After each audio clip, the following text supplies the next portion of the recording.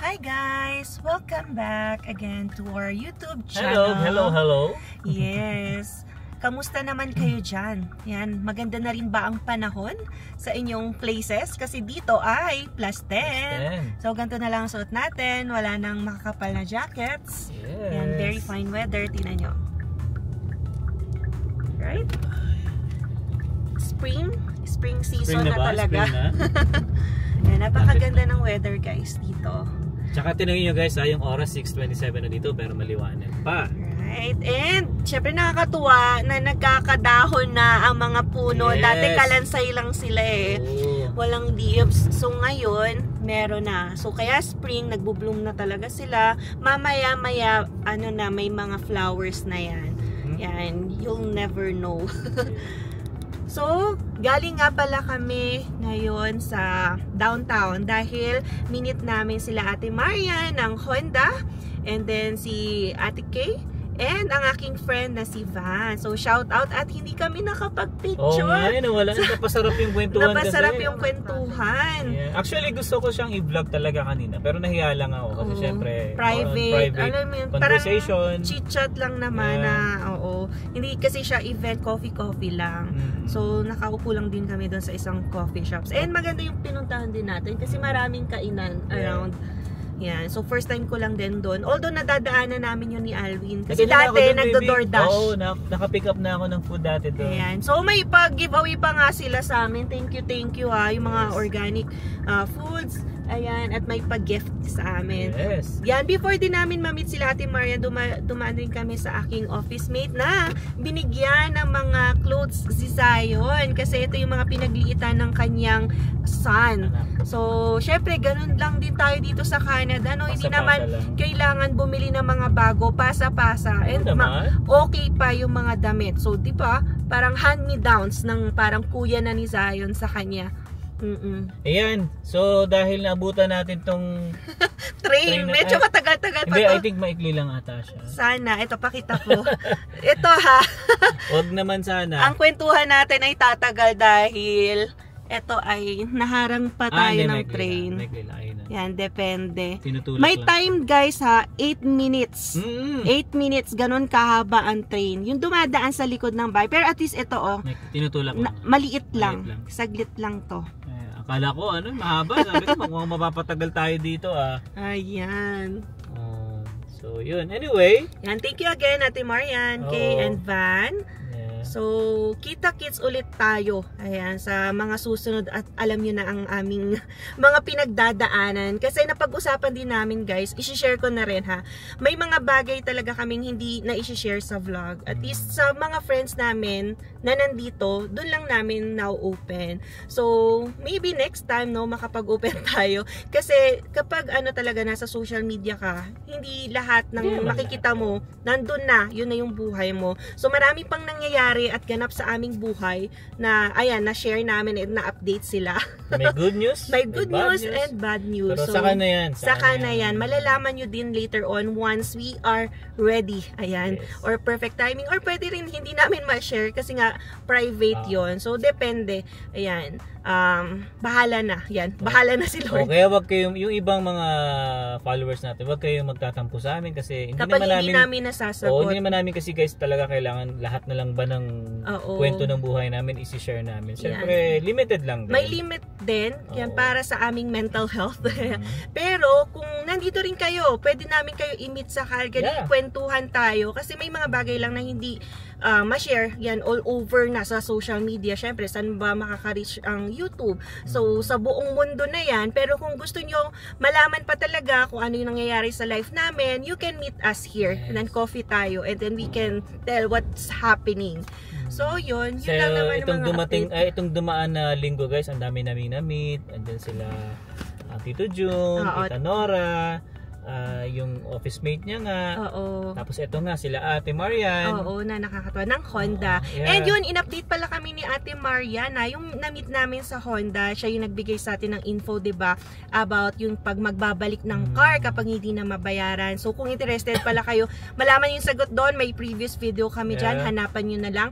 And tinanong pala namin kung maaapektuhan ba yung kunwari Honda ng tariff war. Kasi syempre may planta ba ang Honda kunwari sa US or kailangan ba nila ng supply, and sinabi niya somehow maapektuhan dahil yung steel and aluminum, ayan, I think being sourced from US. Yes. Yan, pero yung other parts naman and then other cars, yan, Canada na yung kanilang planta.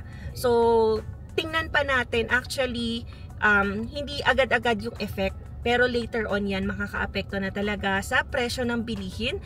Pwedeng mas magtaas pa lalo ang mga yung industry ng automotive, dahil syempre yung mga planta, yung mga manufacturing companies ay yan connected sa US. So hopefully ay maiayos ang ating nagaganap na tariff war, yan Canada versus US. At hindi na madagdagan pa ng sari-saring taxes na makakaapekto lang sa mga consumers, 'di ba? Sino rin ang talo? Di tayo rin, even if away ng politics ito. So yun ang aming update. Sobrang saya ng kwentuhan kanina. Halos 3 hours kami nagkwentuhan, guys. Ayan, nakakatuwa na nadadagdagan ng ating mga kapamilya dito, yung mga friends natin. Hindi nagre-revolve lang sa ang mundo sa aming dalawa. Ayan, kasi kaya mabuti na rin talaga na mas maganda yung marami kang connection. Diba, marami kang nagiging kaibigan na dito pa lang sa Calgary talaga, sabi namin parang ang hirap iwanan itong lugar na to kasi ang daming namin na talaga nagiging kaibigan dito. Dito muna nabibuild yung foundation kaya syempre 'di ba, usapang PR, usapang lipatan, magtatanong saan kayo lilipat. About sa paglipat nga minsan sabi ko kay Emma, Bibi, punta kayo tayo ng Edmonton kasi mura bahay dun mura, may nagyaya. Hi sis Joy in Alberta. Yaya kami sa Edmonton. Totoo naman guys, mas mura yung current housing market sa Edmonton kumpara sa Calgary. Kahit na capital siya ng Alberta, yung Edmonton. Pero kasi dito ang dami ng businesses and establishments, industry. Kaya mas mataas talaga yung housing market dito. Kaya lang, ang hirap guys, i-uproot mo yung sarili mo, yung buong family mo, lipat na naman. Pero syempre, hindi natin tinatanggal yon sa ating option. So, inisip namin guys, kunwari kung lilipat man, lipat muna ng town or city bago ka lumipat ng province. So, 'di ba, kasi iniisip namin, lipat tayo kasi ang first choice talaga namin dati honestly, yung mga British Columbia. Pero hindi namin afford. Hindi kaya Pero, syempre, nasa tao pa rin 'yan kasi may mga kababayan tayo na nagta-thrive. Yan sa mga mamahaling syudad at lugar. At kaya naman ang pamumuhay nila. Sa amin kasi, kaya namin na-pick talaga yung Calgary. Gusto namin syempre magsimula sa umpisa talaga, sa mababa lang muna. Yes, and parang bawasan natin yung pagsusugal. Yan, kasi sugal na rin yung pagpunta dito. I-preserve natin yung ating pera. Ayan, hindi yung sa mataas ang cost of living agad. So maybe kapag bumuti na yung life, doon mo i-reassess kung gusto mo pa sa higher cost of living na place. Pero maganda talaga sa ibang lugar like Toronto. Ayan. Ganda Depende. Talaga. Maybe depende sa lifestyle kasi yung iba gusto nila province life, yung tahimik lang, hindi magulo. Ayan. Kami naman guys ni Emma, hindi naman kami after sa ganda ng lugar.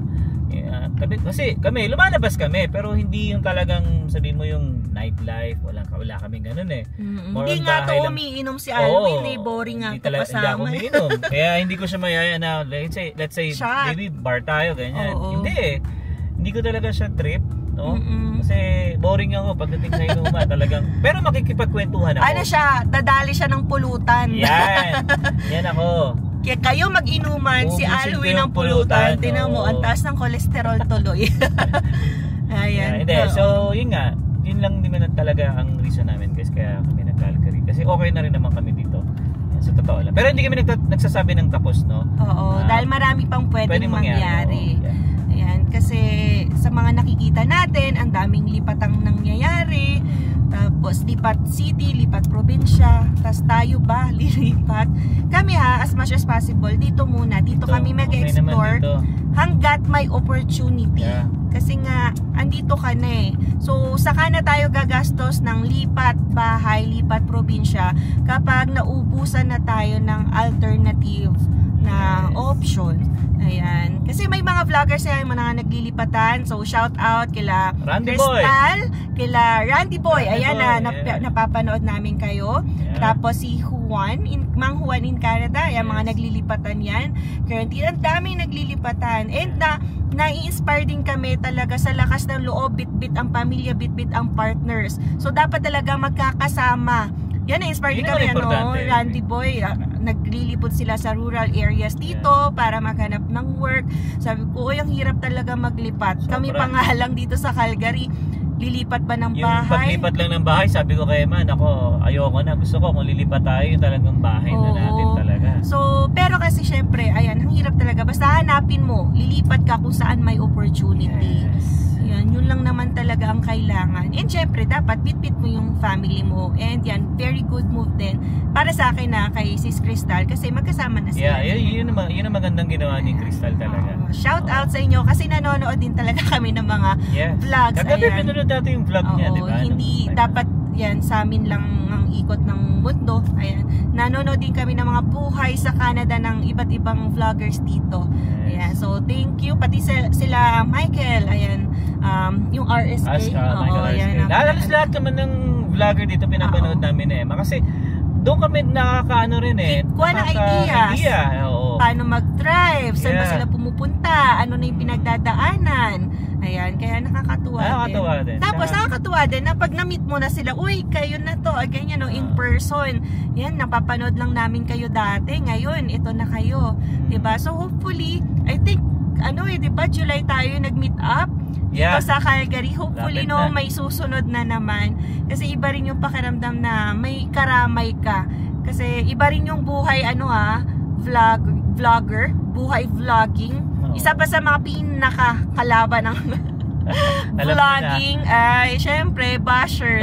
So gusto ko ihiwala yung mga critics. Syempre sila may mga idea, yung mga nagbibigay ng constructive criticism. So tama sila at dapat natin pakinggan. So we need to listen and take the lesson kung ano man yung i-share nila. Pero yung mga bashers, ayan talaga ang dapat i-ignore dahil wala silang may aambag sa ating life kundi stress lang. Kaya sabi ko sa kanya, pag may mga ganyang bagay, mo lang. Okay lang yan. Dapat talaga magpakatibay tayo kung tayo ay pumasok na sa vlogging. Ayan. Kasama yan. Kasama na sa buhay. Lahat naman ng mga nagba-vlog, talagang may mga bashers yan. Gumawa ka na nga ng mabuti, may masasabi pa diba? So you cannot please everyone. Ganun naman talaga. Pero kapag sa vlogging ka, kailangan matibay ang loob mo. Pero nung una, hindi matibay ang loob mo. Hindi ang matibay ang loob ko si Alwin lang ang matibay. Pero ako, I get easily affected. Pero ngayon, kailangan na natin i-screen out. Huwag na tayo magpaka-stress kasi ang stress na talaga nang nangyayari sa immigration, sa mga status natin, sa life natin. Ayoko na magpadagdag pa ng mga ganap sa mga bashers. So, dyan lang kayo. Ayan, thank you for always watching us. Yung mga bashers na naka-follow pa rin. Kumikita kami sa inyo. Yan, pero thank you pa rin sa pagsubaybay. Syempre, sabi ko nga ulit, iba yung bashers sa mga critics. Yan yung mga nagbibigay ng constructive criticism. We welcome it. Ayan. Pero yung mga keyboard warriors na ulit-ulit na yung sinasabi and parang insensitive comment na ayun ay ignore or bahala na kayo. Ayan. Basta kami masaya. Yan. Magkasama kami tatlo. Yun naman importante sa akin. We thrive yung kung ano man yung buhay dito sa Canada. Kasi guys, totoo lang, hindi nyo naman alam lahat yung nangyayari sa likod ng camera Yan, tapos sasabihin, ipaalam nyo, hindi namin kaya. Hindi namin kailangan i-please lahat guys or ikwento lahat kung ano yung nangyayari sa amin. Parang din, protection rin namin yun. Naman. Tapos sa privacy and sa mental health. Kasi pag inopen mo lalo, mas lalong magpa-pry yung mga tao. Yan, tas maraming i-comment or sasabihin. Parang we just share what we can share. So hopefully na-appreciate din yun ng mga supporters namin, yung mga nakakaintindi ng kaya lang namin i-share. So dito sa camera. So basta yun. na lang guys, nood lang kayo. And maraming salamat sa patuloy na suporta. Feel free naman na mag-comment kayo dyan, may positive man or negative. Ma-appreciate namin yun ni Emma. Okay? Yes. Nandito na kami sa bahay, no? Pasensya na ang daldal namin. Sinulit na lang din namin ang biyahe. Ayan. So again, no, maraming salamat sa mga na-meet namin itong mga nakaraang araw. Ayan. Sobrang nakatulong sa ating recovery. And yes, magiging busy na ako ulit pala. May exam kasi akong gaganapin or ititake this coming week. Pero syempre, try natin makasingit paminsan-minsan pa rin ng vlog. Ayan, this coming week. Yung exam ko naman ay dito lang sa bahay for the whole week. Yan. And yan, basta we'll see. Yan, kung maka-update tayo, alam ko maraming mangyayari, especially yung mag-open na yung portal for application for caregivers. So guys, abangan nyo yun. Yan, 'di ba? Alam ko nag-update na ng mga eligibility, yung mga work requirements, training requirements. So check niyo 'yon kung interested kayo, mag-apply by March 31. Malapit na 'yan, guys, Malapit na. Be ready na lang sa mga nagbabalak mag-apply sa ganitong pathway. Nga pala, no, sa mga gustong bumili ng mga sasakyan dyan, yan, no? Please. Lalo na kung Honda. Yeah, especially Honda. Yan, you can connect with Ate Marian. So, ilagay din natin yung kanyang contact details sa description box below, and pwede nyo siyang puntahan sa TNT Honda. Alright, so I think hanggang dito na lang muna. Maraming salamat sa pagsama sa ating chikahan ngayon. Ano ba pwede natin itawag dito sa ating vlog pag natin sa kotse? Yeah, car vlog. And we'll see you again on the next one. Peace! And God bless. Bye!